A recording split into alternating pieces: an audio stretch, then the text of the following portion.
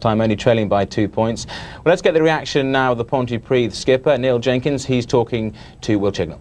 Neil Jenkins with Alan Pinot's shirt on. I take it relations have been restored all right then? Yeah, I think so. I think, sorry, that things went quite well on the park today, and I think they want to get away pretty quickly, but you know, as long as the game went well, that was the main thing. It was a fantastic game of rugby from a visitor's and just a watching point of view. Did you enjoy it on the game? Yeah, I did. It was a great game to play, and obviously it'd be nice to have snuck it at the end, but you know, we were close today as we was in Brive. It's, you know, it was two very good sides going at it for 80 minutes, and you know, I think we were a little bit unlucky at the end not to snatch it. Paul John says it was effectively a point drop. Would you go along with that? Well, I'd go to. I think it's a home game, sorry, and we've already lost to Bath at home, and it's very difficult to, you know, pick up the points away as we've seen in Brive by losing by a point. And you know, we've got to travel to Bath as well now, which is going to be an awfully difficult game. But you know, we still in with a shout. You know, we're a good side. We proved that. You know, Brive proved that they can, you know, push Bath all the way last Saturday. So you know, we've got to be confident and just try and keep going. And from a penalty point of view, that was crucial for both sides, really, wasn't it? Sorry? The penalty count was crucial for both sides. Yeah, it was. Yeah, I think that discipline-wise, from our point of view on penalties, was pretty poor. And the, you know, difference, what a fortnight difference makes. Christophe Lamaison missed a few 2 weeks ago, but he didn't miss many today. And you know, probably that was the difference. You know, between the sides drawing. But as I say, we've got to be positive. We scored 3 good tries again, and we've got to look forward to next Saturday now. From a point of view of tries, Wyatt James, it was very exciting, wasn't it? It must be nice, and especially the interception try. Do you think that may have been the turning point?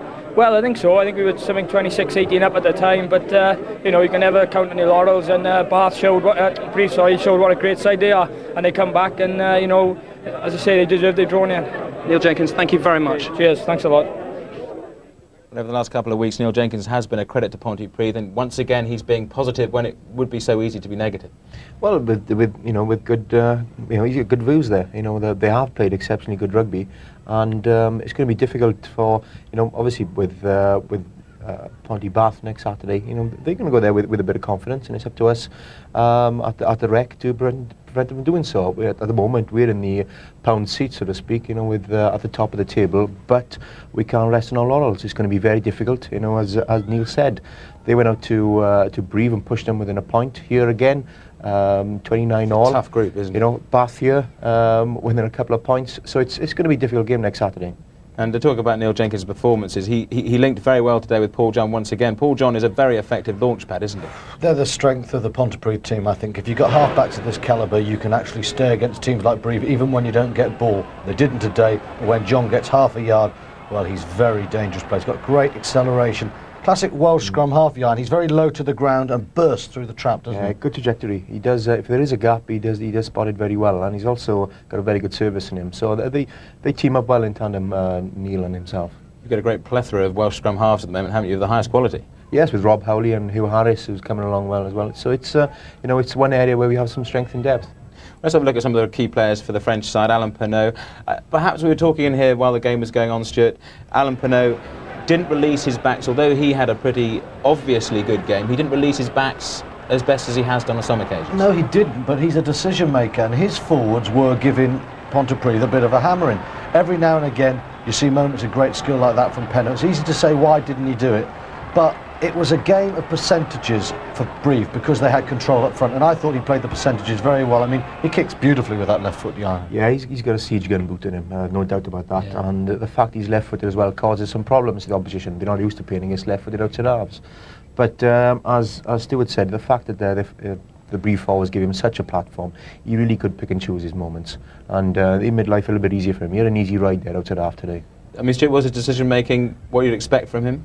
Good, yes. I mean, my view on Alan Pinot, if he'd have been behind the Pontypridd pack and struggling, he'd have used the backs a lot more. You've got to ask an outside half to read the game as it is in front of him, and I think he read it very well.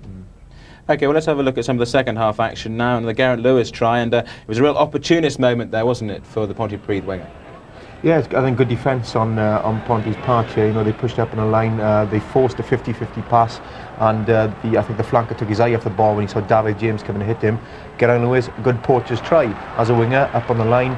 He took the bounce, no cover there because obviously Brive were on attack, and he strolled away. You know, good 70-yard stroll for him. But pleased the fact he also, you know, he was playing up until a couple of hours before the game. You know, I thought he had a very good game today. Yeah, he'll be pleased with his performance. I mean, what was that? Was that the Pontypridd defence that made that try, or was it just bad attacking from Brive. No, it's good defending there. I mean, Penno's pass wasn't the best, but Brive were forcing them up. It was aggressive defence, and you really did. Pontypridd needed that at that stage because Brive were just coming at them all the time, and it was like a little lighthouse for them, but they were under pressure for an hour of that game, and real pressure. And one of the key moments perhaps was when Brive were awarded a penalty in the Pontypridd 22 and they decided to kick for touch, and a try resulted from that.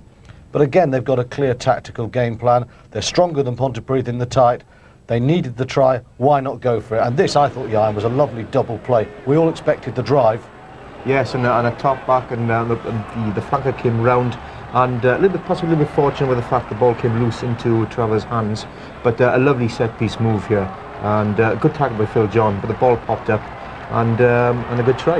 I mean, you rarely see a move work so perfectly from the line-out. No, but it worked for the simple reason the time before they'd driven, and it's like you see scrums, you'll go for a pushover scrum, and you get the nudge on it, don't quite get there. They stay bound, they're ready for you, and then the number 8 picks and go. That's exactly what they've done. Against a defence, you've got to make them think they're going to do one thing and then do the other, and Brive did that brilliantly. That was a super try. And Jan, I suppose you've got to say the one thing that kept Brive in the game was Christophe Lamaison and his prolific kicking. I mean, it was an outstanding display. Yeah, immaculate. You know, but saying that, Pontypridd give them opportunities. They give away penalties in their own half, which against a kicker of Lamaison's capabilities is poor, really. And Stuart, I suppose the ultimate credit goes to both sides. So much hype preceding this game about the violence that we saw a fortnight ago, but it really was errorless free in that respect. There was no hint of it, really, was there? It was just, but it was a game that both teams had to win. It was so vital. The great irony, of course, neither got the result they really wanted. Ponty might not make it now, and Brive will struggle to win the group and get that home draw, but a tremendous game. But purely selfishly, we saw a wonderful game of rugby. Absolutely, I think Jan's quite pleased as well. Superb advert for the game. Superb advert for the game, I have to admit. And it's a good result for Bath. It is a good result. The fact that both sides dropped a point, if you like, so it puts us in an even stronger position. But as you said, a marvellous advert for the game of rugby union, and it's what we needed at this time. Well, let's bring you up to date with some of the latest scores in the other games and week 4 of the Heineken European Cup. And